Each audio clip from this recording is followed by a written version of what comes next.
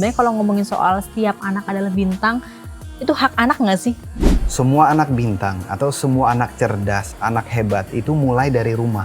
Iya, kan orang tua tuh yang harus memberikan vibes bahwa anaknya bintang gitu. Bagaimana cara orang tua untuk menemukan itu? Oke.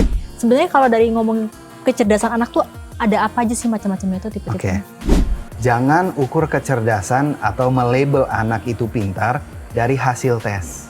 Bahwa Tuhan tidak menciptakan produk gagal. Tapi ada fun fact-nya nggak sih? Misalkan kayak orang yang sudah bagus di linguistik, pasti nih, matematikanya jelek nih, itu udah pasti apa nggak sih? Apa sih dampaknya ketika orang tua menyadari bahwa kecerdasan itu bukan hanya sekedar kecerdasan yang akademisi saja gitu?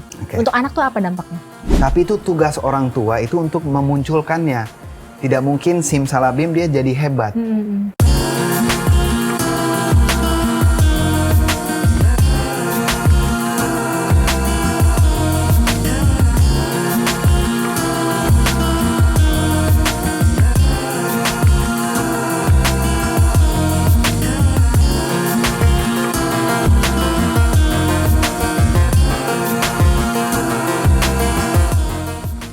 Hai parents, bagaimana kabarnya? Senang sekali akhirnya saya Beni Fidiari bisa menjumpai parents semua dalam program Parenting. Seperti biasanya, Parenting akan hadir dalam memberikan sebuah insight untuk parents semua di sini untuk bisa mengambil kebijakan ataupun memutuskan sesuatu. Ini dia Parenting.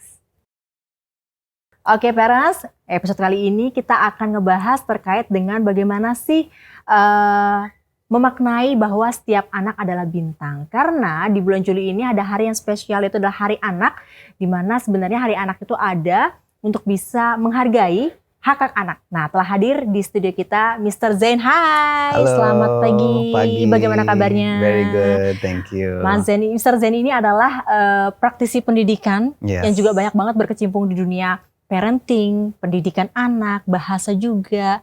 Boleh cerita dong, activity-nya sekarang lagi ngapain aja nih? Thank you Mbak Berlin for having me. Terima kasih. My schedule biasanya tidak keluar dari aktivitas pendidikan ya.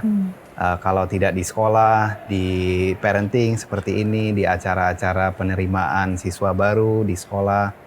Juga kita punya aktivitas dengan native speakers, khususnya di bidang bahasa, especially English dan juga bahasa-bahasa asing lainnya, di mana kita membantu memberikan alternatif untuk teman-teman kita di sekolah ataupun di corporate dapat experience bersama native speaker untuk bisa meningkatkan kemampuan bahasa. Terutama rata-rata saya lihat kemampuan sudah ada, cuman kepercayaan dirinya untuk bisa bertutur dengan orang lain itu harus dibangun dengan environment yang kita bangun itu judgment free zone. Apa itu? Jadi kadang-kadang orang kalau dia punya kemampuan bahasa tapi dia takut salah bicara. Nah, mungkin lebih ke teenagers ya.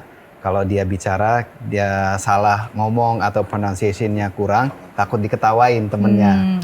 Nah, kita berusaha mengurangi itu dengan slogan kita Judgment Free Speaking Zone. Jadi harus bisa berani untuk berbicara dulu gitu ya. Berani berbicara di environment yang mendukung dan suportif. Baik. Nah, banyak berkecimpung di dunia parenting, khususnya pendidikan anak gitu kan. Kita ngomongin sekarang ini bulan Juli ini sebenarnya bulannya anak-anak nih gitu kan. Bahkan kalau di beberapa luar negeri itu menjadikan ini hari libur nasional untuk bisa membersamai anak-anaknya. Sebenarnya kalau ngomongin soal setiap anak adalah bintang, itu hak anak nggak sih? Iya, jadi saya berusaha menyajikan paradigma kepada semua orang yang kita sharing ya. Paradigma itu kita harus sudah meninggalkan pemikiran-pemikiran bahwa pintar itu identik dengan akademik. Nah, kita kadang berharap anak kita itu cerdas matematika, seumpamanya. Nah, kalau dia tidak cerdas akademik atau matematika, kadang-kadang dia diartikan dia tanda kutip belum pintar. Atau jangan sampai dikasih label bodoh. Nah, kita percaya, kita yakin bahwa setiap anak itu cerdas. Atau bisa dibilang bintangnya orang tua. Atau dia bisa sampai menjadi cahaya untuk teman-temannya lain atau di dunia ini yang kita melihat bersama semakin gelap. Nah, jadi keyakinan ini harus mulai dari hati orang tua dulu. Kalau misalkan anak, dia mungkin usia TK, mungkin usia SD, belum punya gambar diri, belum punya self-awareness, atau self esteem yang terbangun, maka pusatnya atau sumbernya itu orang tuanya. Jadi keyakinan orang tua terhadap anaknya itu sangat berkaitan dengan perkembangan atau psikologisnya anak. Maka itu kita selalu bilang, semua anak bintang atau semua anak cerdas, anak hebat itu mulai dari rumah, dari orang tuanya dulu. Kalau orang tuanya yakin, pasti ketularan kepada anaknya. Nah, kalau sudah di rumah, di sekolah.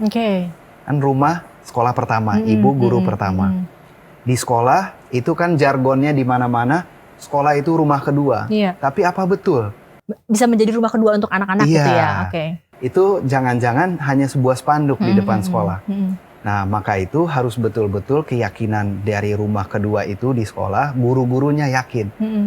Jangan ukur kecerdasan atau melabel anak itu pintar dari hasil tes. Dari hasil IQ tes apalagi. Karena manusia ini, anak punya mesin kecerdasan yang luar biasa dari Maha Pencipta. Nah, mesin ini tidak statis. Selalu berkembang, selalu bisa diperkaya, dipercantik, dan lain-lain. Maka itu, kalau kita ukur sesuatu hal yang dinamis dengan suatu hal yang statis, maka itu tidak fair. Nah, maka itu saya bilang, ibu, ayah di rumah, kalau lihat raport yang warna merah, jangan innalillahi dulu. Jangan panik. Karena ini kondisi sesaat.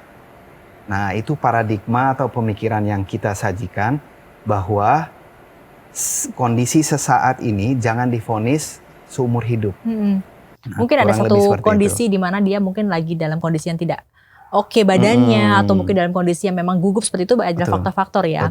Nah, bagaimana setiap orang tua itu bisa menemukan, atau mungkin tadi ya, kan orang tua tuh yang harus memberikan vibes bahwa anaknya bintang gitu. Bagaimana cara orang tua untuk menemukan itu? Ya kembali lagi itu dari keyakinan. Jadi kalau orang tua itu betul-betul yakin anaknya hebat, bukan artinya di semua lini ya.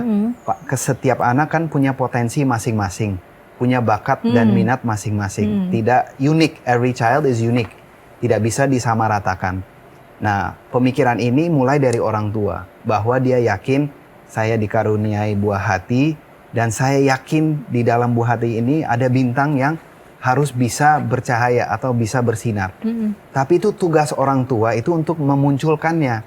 Tidak mungkin simsalabim dia jadi hebat. Nah, dari keyakinan ini dulu bahwa anak saya punya potensi yang luar biasa. Tinggal tugas saya sebagai orang tua untuk mengeluarkan potensi itu. Nah, itu paradigma satu.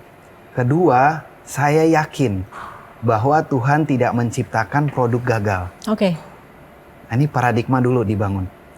Tuhan tidak mungkin memberikan saya produk reject. Ini bukan pabrik. Pasti sempurna. Yang belum sempurna, kalaupun itu persepsi kita terhadap produk ini. Nah, kalau kita persepsi kita atau pandangan kita tentang anak kita itu sudah ini makhluk sempurna, tinggal saya yang mau mengembangkannya, memberi fasilitas, memberi stimulus yang terbaik, maka baru bisa muncul bibit-bibit bintang yang tersebut. Jadi satu, kita yakin dia punya potensi. Dan tanggung jawabnya di orang tua. Tidak dilimpahkan harapan yang tinggi, ekspektasi yang tinggi ke anak. Tidak dititipkan. Mulai dari orang tua dulu. Setelah itu, baru kita yakin bahwa kita fasilitator. Bukan diktator. Yang perintah, kamu harus belajar, kamu harus begini. Tapi menjadi fasilitator bagi anak dan memposisikan anak kita di ruangan atau di lingkungan yang mendukung kecerdasannya. Memberikan environment-nya, memberikan pendampingannya itu, sehingga tadi ya bintang yang sebenarnya sudah ada tinggal bersinarnya nih gitu ya. Nah, itu mulai di rumah. Dari rumah. Setelah itu kita menjadikan ini dasar memilih rumah kedua atau sekolah. Jadi kan nah, kita cari sekolah yang betul-betul punya keyakinan yang sama. Satu visi lah ibaratnya ya. Satu visi, satu misi. Bahwa sekolah ini bukan tempat dia dibentuk, tapi tempat fasilitas. Ruang dia berkreasi. Kesempatan dia untuk bercahaya kita berikan. Dan kembali lagi ke dasar. kita tidak menuntut dia harus bisa menjadi sesuatu yang kita harapkan. Tapi kita menjadi fasilitator pendidikan di rumah maupun di rumah kedua. Ada ketiganya. Apa itu? Ketiganya adalah masyarakat. Oke. Nah, support system dari luar itu sendiri dari ya. luar. Jangan sampai anak kita ada di Lingkungan. lingkungan yang tidak mendukung dua dasar tadi. Oke. Kan sudah di rumah sudah beres. Di sekolah sudah oke. beres. Nah, ini krem dala krem. Kalau kita lingkungannya, sahabatnya, circle-nya itu mendukung paradigma ini, maka yakin dia pasti akan menjadi bintang yang cahayanya terang, bisa menjadi pemimpin untuk teman-temannya. Kadang-kadang masyarakat sekarang sayang masih ada dilihat kecerdasan orang dari masuk sekolah mana, tes matematikanya berapa, nilai ininya apa, tes IQ-nya berapa. Nah, semua ini penilaian kecerdasan yang sangat sempit. Kasihan anak ini jadi korban. Iya. Nah, kalau penilaian kita terhadap anak itu cerdas atau tidaknya itu dari bakat yang minat yang dia bisa ekspresikan dengan baik dan profesional. Nah, dengan itu kita berusaha memberikan environment terbaik supaya tidak ada lagi label-label bodoh. Oke. Nah, salah satu visi saya adalah membubarkan paradigma melabel anak itu bodoh atau tidak cerdas. Karena tidak ada. Yang ada malah kita, orang tuanya, gurunya. Yang belum memaksimalkan, yang belum memberikan fasilitas untuk bisa menuju ke situ ya, seperti itu ya. Oke, nah kalau ngomongin soal kecerdasan, tadi kan Mr. Zain bilang bahwa udah nggak zamannya nih anak pintar itu atau cerdas hanya dari segi penilaian saja atau mungkin dari segi angka di rapot saja. Tapi sebenarnya kalau dari ngomongin kecerdasan anak tuh ada apa aja sih macam-macamnya itu tipe-tipenya? Kalau kita ada dasar teorinya, dasar teori itu namanya multiple intelligence. Multiple intelligence ini dari Howard Gardner di Harvard University. Beliau itu meneliti 8 kecerdasan dominan di rumah sakit. Oke. 30 tahun risetnya, kurang lebih. Nah, beliau melihat di rumah sakit ini ketika ada korban masuk yang kepalanya terbentur, di riset bagian mana otaknya terbentur atau terganggu, kecerdasan atau kemampuan apa yang hilang. Oke. Nah, itu dasar teorinya. Maka disimpulkan ada 8 kecerdasan yang dominan pada setiap manusia. Itu fitrah, hadiah dari pencipta Allah Ta'ala. Nah, dari situ beliau membuat buku tentang konsep multiple intelligence. Tapi bukan artinya tidak ada intelligence lain, kan? Ada spiritual intelligence, emosional. Tapi yang dibahas 8 kecerdasan dominan. Nah, itu ada 1, kinestetik. Dia lebih kepada anak-anak yang suka bergerak, berarti cerdas dia gerak. Kadang-kadang jago di nari gitu ya, jago lebih di bagian-bagian olahraga seperti itu ya. Nah, ini sebuah contoh yang sangat baik. Kadang-kadang di sekolah ataupun di rumah orang tua, kalau anaknya senang main bola, basketball, swimming atau apapun, dia bilang, kamu nanti nggak bisa jadi apa-apa kalau besar. Bisa jangan main bola terus. Nah, padahal itu sebuah kecerdasan yang dipersempit di olahraga. Padahal list kemampuan kinestetik ini panjang. Misalkan kita ini contoh di TV, aktivitas kesana kesini, mundur mandir, aktif, kehidupan yang aktif, itu sebuah kecerdasan. Satset itu jadi sebuah kecerdasan ya. Wah, ini jadi cerdas satset. Cerdas satset nih. Terus jangan dipersempit ke situ. Nah, atau lebih menarik lagi, kalau kita mau mengajarkan materi kepada anak yang dia punya cerdas gerak ini, pintu masuknya di situ. Misalkan ada materi matematika yang sangat rumit. Anak kita hobi gerak. Tipenya kinestetik. Nah, jadi saya selalu gambarkan kepada semua yang melihat. Our brain has 8 doors. Kita bayangkan otak kita punya 8 pintu. Ada beberapa pintu ini terkunci ketika menerima informasi baru. Nah, kalau dia cerdas gerak, kinestetik, pintu ini terbuka lebar. Sehingga masuklah kita melalui pintu itu. Dengan caranya berarti berbeda setiap pintu itu ya. Misalkan bayangkan kita lagi di kelas. Mau mengajarkan materi matematika yang rumit. dia cerdas matematika, pintunya itu masih ketutup. Oke. Jadi kalau langsung ceramah, Nggak masuk. nggak Mental masuk. tuh. Mental. Dia oke. udah, aduh, Iya. alasan toilet nggak balik. Iya. Nah, Oke. jadi kalau kita mau mengajarkan matematika dengan pintu yang sudah terbuka, kinestetik atau cerdas gerak sangat efektif. Akan mudah masuk. Jadi itu ya. ada agenda di belakang itu. Oke. Agendanya adalah kita ajak gerak dulu, ice breaking, iya. gerak, atau dia dibebaskan tidak harus duduk, bisa mundar-mandir Iya. di kelas, dibebaskan saja. Iya. Sehingga masuk informasi pintu itu ya. melewat yang pintu kinestetik itu akan bisa membuka pelan-pelan pintu matematis logisnya. Oke, luar biasa ya. Tadi Ya. itu yang kinestetik. Yang Kedua ada linguistik. lebih ke bahasa. Anak-anak yang mudah mempelajari bahasa-bahasa lain gitu ya. Tapi ada salah persepsi juga. Gimana? Orang yang linguistiknya tinggi bukan artinya dia bisa banyak bahasa asing. Bukan juga dia bisa public speaking. Tapi bisa menulis, membaca dengan baik, memahami dengan baik, atau menjadi great listener. Dia bisa mendengar dan memahami dengan baik. Oh, itu adalah masuk dari. Tapi ada fun fact-nya nggak sih? Misalkan kayak orang yang sudah bagus di linguistik, pasti nih matematikanya jelek nih. Itu udah pasti apa nggak sih? Tidak. Jadi itu yang bentuk blok-blok itu yang akhirnya ngebentuk ya. Jadi kalau kita tarik 8 kecerdasan ini kayak grafik. Bisa naik turun ya semuanya. Naik turun. Ya. Oke. Makanya kalau linguistiknya tinggi, itu bukan sesuatu paten. Kalau lingkungannya mendukung, bisa dia semakin tinggi terus. Tapi kalau lingkungan tidak mendukung, dia mungkin bisa turun. Begitu juga matematika. Saya tidak selalu suka untuk menggambarkan bahwa cerdas matematika itu cerdas. Tapi ini persepsi dunia kita harus terima. Dengan itu, makanya ini kabar gembira untuk orang tua. Kalau kita dapat riset multiple intelligence anak kita, ada sebuah kecerdasan yang sedang rendah, ini poinnya. Otak itu berkembang, seperti kita bilang. Nah, kalau kecerdasan satu rendah, tinggal kita sajikan lingkungan, environment, atau stimulus yang mendukung itu bisa naik grafiknya. Nah, itu tadi, makanya dari linguistik, kita bisa simpulkan bahwa ini kondisi potret saat ini. Nah, makanya saya kalau ditanya tentang IQ test is fine. Tapi kalau itu menjadi dasar vonis, saya belum bisa menerima. Nah, kembali lagi ke pertanyaan itu, ada kinestetik, ada linguistik, yang ketiga ada interpersonal. Dia lebih kepada cerdas bergaul. Oh, temennya banyak. Iya, kan Mbak Berlin luar biasa. Interpersonalnya pasti hebat. Menjaga hubungan satu sama lainnya satu seperti sama itu lain, ya. diskusi, bukan ansos, dia malah sosial banget. Nah, itu termasuk kecerdasan juga ya? Iya, kecerdasan. Padahal kita belum pernah menilai itu sebagai kecerdasan. Iya. Padahal itu cerdas luar biasa, tidak semua orang bisa.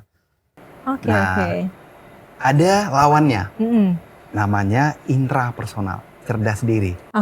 Mengenal diri sendiri. Mengenal diri sendiri dengan baik, dan juga biasanya penulis puisi atau seniman, pemikir. Dia gitu. membuat pemikiran-pemikiran yang luar biasa, penelitian, itu cerdas diri. Nah, ada lagi kecerdasan spasial visual. Nah, dia visualnya baik.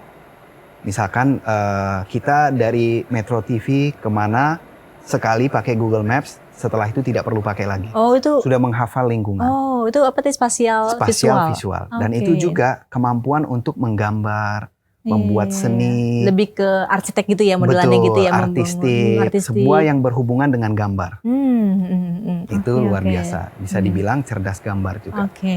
Lalu ada lagi cerdas spasial visual dan juga kinestetik sudah. Inter sudah, yang terakhir matematis logis. Nah, dia logika berpikir baik, bukan hanya matematika. Berpikir dengan logis, rasional, itu semua matlog, cerdas angka bisa dibilang, atau cerdas logika. Nah, semua ini fitrah yang diberikan kepada setiap manusia. Maka itu paradigma baru tentang kecerdasan itu bahwa kita tidak menilai dari satu kecerdasan. Kita yakin setiap manusia diberikan 8 kecerdasan yang dominan, bahkan lebih. Tapi yang bisa diukur, yang terukur 8 yang dominan ini, maka kita sudah tidak melihat lagi orang bodoh, tidak ada. Iya ya. Tidak Tidak ada hanya sama sekali. berdasarkan akademisi, tidak hanya Betul. berdasarkan nilai saja, seperti Betul, itu ya. betul. Nah, maka itu saya mengajak ayah bunda untuk kembali lagi berpikir dan menggambarkan kecerdasan itu sebagai sesuatu yang luas, yang dinamis. Sebenarnya menarik sekali kalau kita punya pemahaman seperti ini dan kita terapkan kepada anak kita, itu lifetime project. Iya ya. Memberikan stimulus kepada anak kita, discovering ability, bagaimana cara kita bisa memantik dan menjadi fasilitator anak ini menjadi bintang. Betul. Nah, kurang lebih Karena seperti itu. jangankan anak pertama atau anak kedua, kita sebagai pencetak ayah ibunya saja kadang kan ingin menghadirkan atau menciptakan copy paste gitu kan, yang dimana sebenarnya anak pun beda-beda gitu ya, meskipun produk keluarannya kita seperti itu, dan bagaimana kita bisa menemukan bakat anak-anak itu sendiri gitu. Apa sih dampaknya ketika orang tua menyadari bahwa kecerdasan itu bukan hanya sekedar kecerdasan yang akademisi saja gitu? Untuk anak tuh apa dampaknya? Dampaknya yang paling gampang dinilai, anak ini happy. Oh, happy di rumah. Happy di rumah, di sekolah, dengan teman-temannya, di circle-nya masing-masing itu happy. Yang kedua, dampaknya adalah komunikasi antara orang tua dan anak itu lebih lancar. Karena dia betul-betul memahami bahwa paham tadi pintu yang mana, dia harus berkomunikasi dengan anaknya. Ada satu kecerdasan yang belum kita bahas, cerdas musik. Kadang-kadang orang tua pikir, di anak saya bisanya main piano doang. Gak bisa apa-apa nanti besarnya, gak bisa kalau seniman itu tidak diakui sebagai kecerdasan. Padahal bayangkan kita punya problem sama anak, apalagi remaja. Mau kita nasehatin, mau kita tegur. Kalau langsung duduk, kamu begini, mental blok, langsung selesai. Yang ada ngamuk, ngambek, keluar. Problem lagi muncul. Tapi kalau kita mengenal anak kita punya cerdas musik, kita duduk. Nah, kayaknya ada lagu baru dari artis ini. Cerita dong lagunya apa judulnya? Atau tahu nggak Bruno Mars mau ke Jakarta? Oh iya benar. Langsung terbuka semua otaknya. Nah baru di situ dia sudah mau menerima informasi, sudah nyaman, masuklah nasihat yang kita mau berikan. Itu akan sangat lebih efektif sekali. Sangat lebih efektif. Jadi jangan hanya di sekolah, itu dia mau untuk menerima pelajaran untuk menggunakan strategi multiple intelligence, tapi di rumah dengan komunikasi dengan anak. Nah, anak itu akan merasa dia diterima, kesukaan dia dihargai, dan kita hargai sebagai kecerdasan, bukan hobi.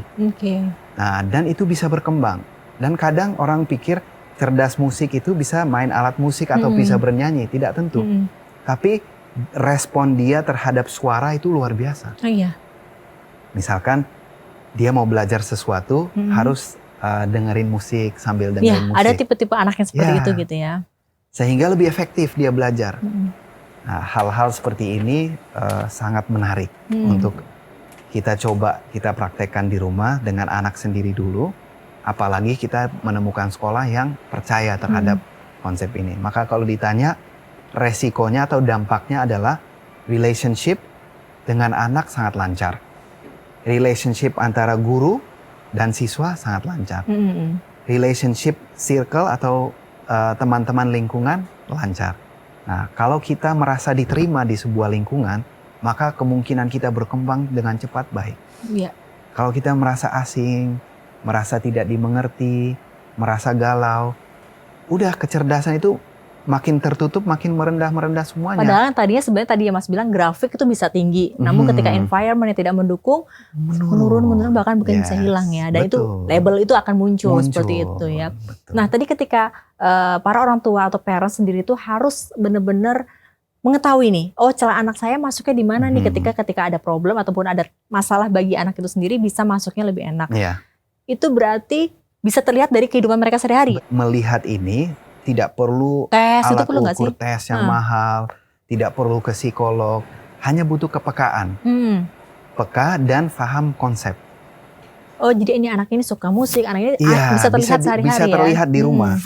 Nah maka itu observing atau discovering ability ini sebuah alat yang kita lakukan di rumah, di mana kita bisa mengetahui.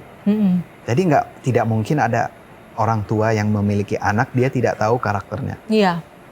Oke. Tapi ada juga yang orang tua tahu fisiknya anak, tapi psikologisnya tidak tahu. Nah, itu apa yang harus dilakukan ketika parents menghadapi kondisi seperti itu? Oke. Sekarang tidak asing lagi ayah bunda bekerja. Iya. Apalagi berangkat gelap, pulang gelap. Nah, yang wajib sekarang orang tua seperti itu sadar bahwa waktu ini sangat terbatas. Iya. Dan itu golden age anak itu saat dia SD, sedang berkembang. Itu dia hanya butuh satu, waktu. Nah, mau gimana pun caranya, harus ada quality time.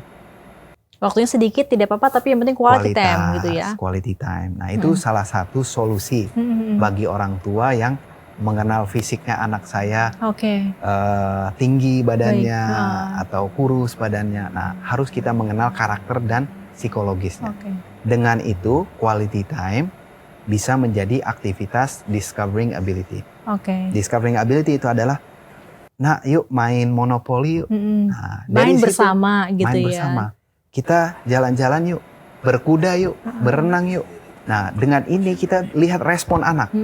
Dengan respon itu menjadi data untuk orang tua. Oh, ini kayaknya cenderungnya sukanya ini nih, sukanya ini nih gitu ya. Diajak ngobrol sama teman ayah bunda. Oh, dia menyendiri. Oh, kayaknya indera. Interpersonal. Nah, ini sangat sederhana. Hanya saja kita memahami 8 kecerdasan setiap manusia, lalu kita praktekkan dan peka terhadap reaksi atau respon dari stimulus yang kita berikan.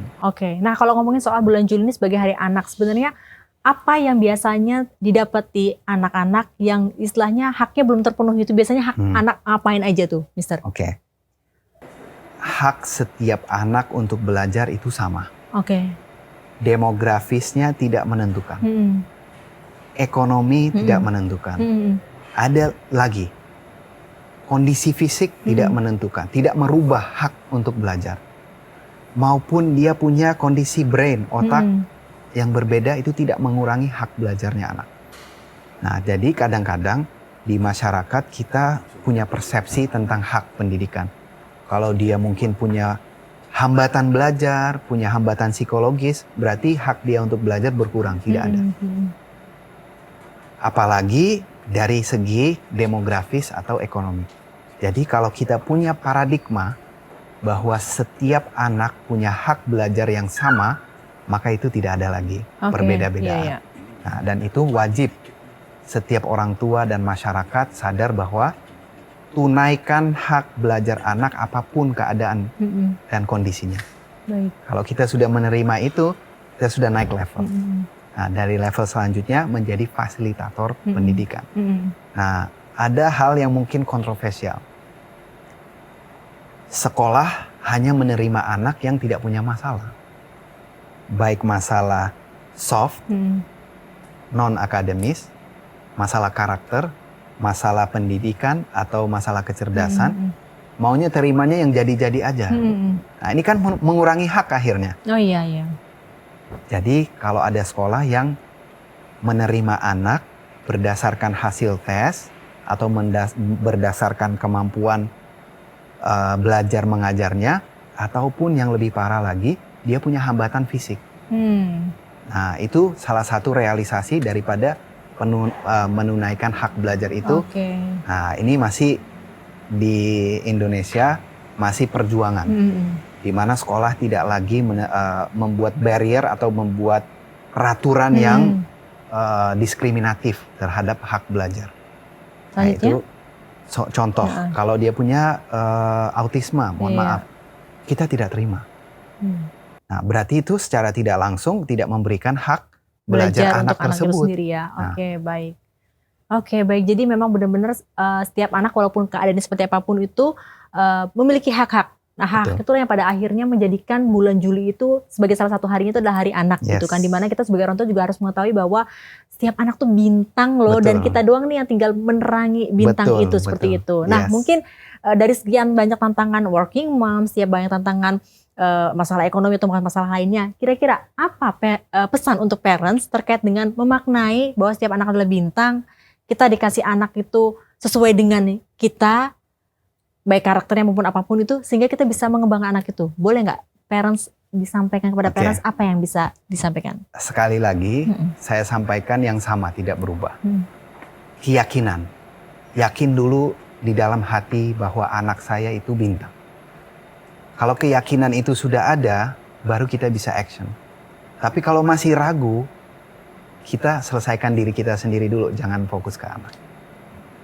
Jadi selesaikan hati kita, tata dulu dengan baik, dengan keyakinan. Saya yakin anak saya punya potensi, saya yakin dia punya kecerdasan yang luar biasa, dan saya ambil tanggung jawab untuk memunculkannya. Luar biasa banget. Jadi memang sebagai parents tuh harus benar-benar menghargai, melihat gitu ya. Dan juga memaknai bahwa setiap anak tuh adalah bintang. Jadi kita bisa, istilahnya nih anak udah berlian nih. Kita tinggal poles saja seperti itu ya. Sehingga anak itu bisa bersinar bukan cuma buat dirinya sendiri tapi juga buat lingkungan sekitarnya. Mr. Zain, kalau ngomongin anak tuh banyak banget yang akan bisa dibahas. Namun waktu kita terbatas, nanti kita bisa next time berbicara lagi. Terima kasih sudah hadir di sini. Sama-sama, dan juga buat parents semua di sini, nanti kalau misalkan kita ngebahas lagi terkait dengan anak, nanti Mr. Zain berkenan untuk hadir lagi ya. Dengan senang hati. Oke, baik parents, itu dia perbincangan kita pada siang hari ini. Senang sekali saya Berni Fidari dan Mr. Zain juga sudah hadir di sini. Sampai jumpa di lain kesempatan. Dadah.